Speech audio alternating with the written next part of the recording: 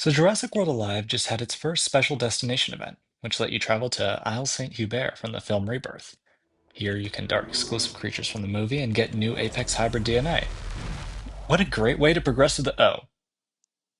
Yeah, they made this event cost 1,500 bucks, which is a pretty steep price.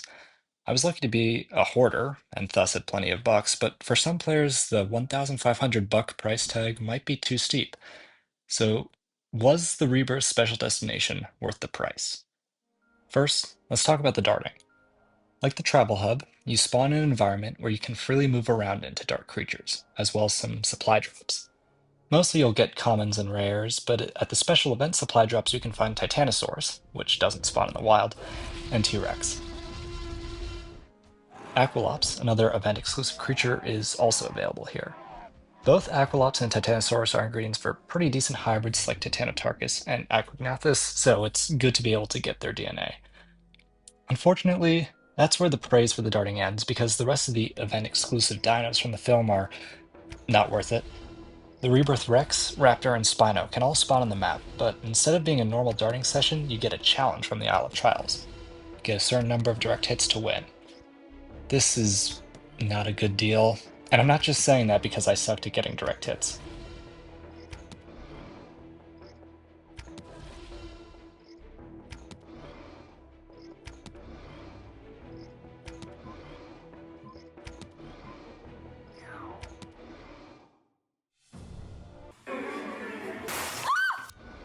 No, it's because your reward for passing the challenge is only 25 DNA.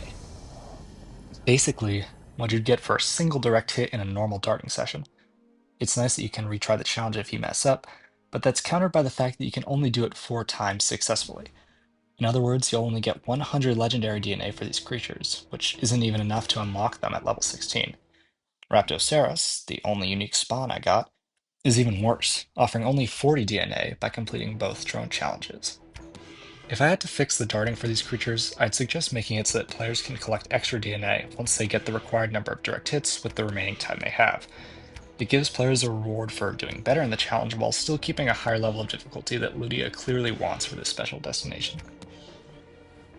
Next, let's talk about the battles. There are 5 strike event towers for this event, and unlike the weekly strike towers, you can access them all the second you start, compared to like a special event where the strike towers change throughout the week. Frankly, these strike towers are pretty great.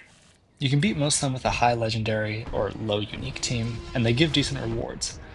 One strike event tower gave me 200 Rebirth Raptor and 100 Rebirth Rex and Spino DNA, either matching or doubling what you'd get from the drone's missions. This is a really nice balance, because the towers give you a fair amount of DNA for creatures of the rarity you're using, so the rewards feel like they're actually helping you progress, especially for hybrid fusions. Then there's the unique Apex Strike Tower. It's definitely the toughest, featuring a level 30 D-Rex, level 32 Mutadon, and max level Tyranitar, the newest Apex. If you don't have good unique or Apex level creatures, you probably won't be beating this one. The nice thing is that it's a multi-step strike tower, which there used to be a lot more of, but they since removed it when they standardized all the strike towers to be the same enemies with the same rewards week after week. Sorry about that. But yeah, if you can beat the D-Rex and Mutadon but not Tyranitar, you'll still get DNA rewards for each step you complete. And the rewards are pretty great. 50 D-Rex and Mutadon DNA for beating them, and 20 Tyranitar DNA. It's not as much as the legendaries, but it's still a good amount and feels appropriate for their rarity. If I had to make a change to the strike towers, I'd wish you could unlock a harder version of them after completing them all, maybe spawning on a later day during the event. These would give more DNA but be significantly harder, and reward players for completing the first towers early.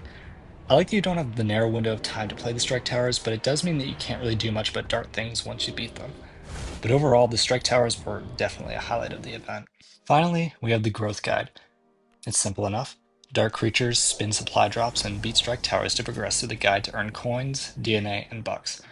These rewards aren't shabby either.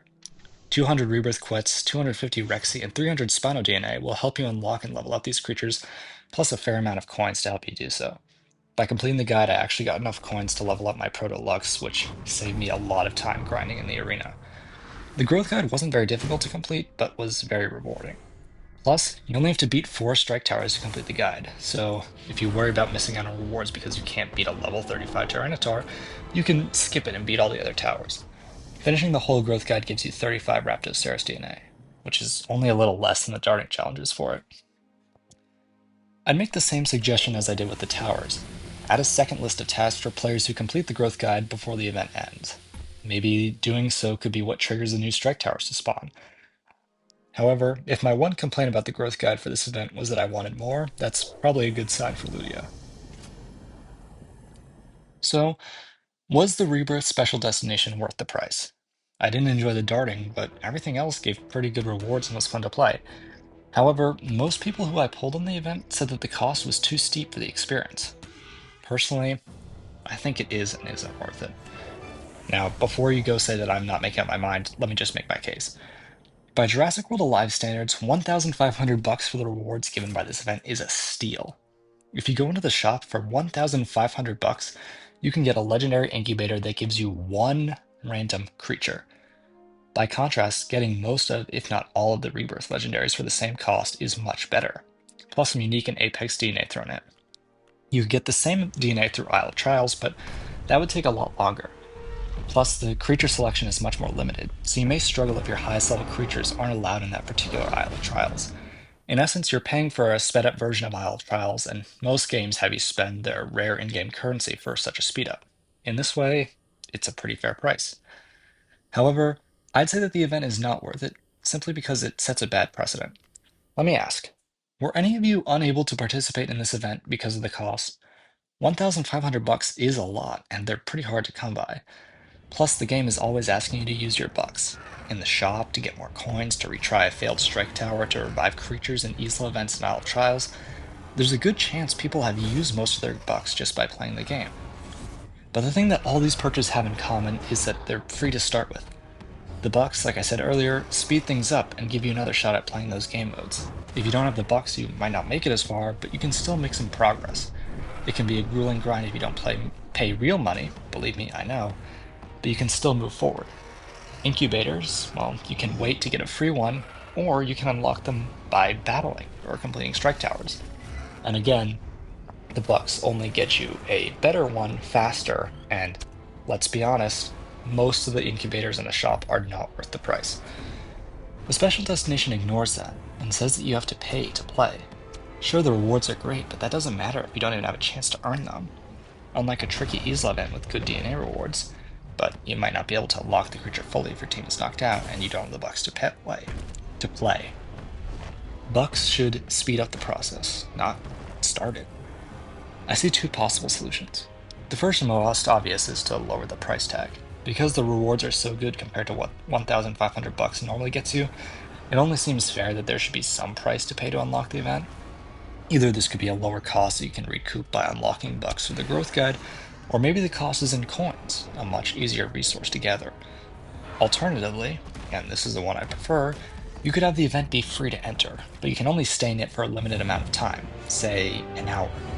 Then there's a recharge period before you can play again, but you can opt to skip that time with bucks, making the bucks serve their function as an enhancement, but not a requirement for play.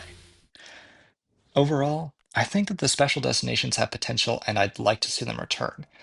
However, I do think that Ludia needs to reevaluate the accessibility to these events and their rewards.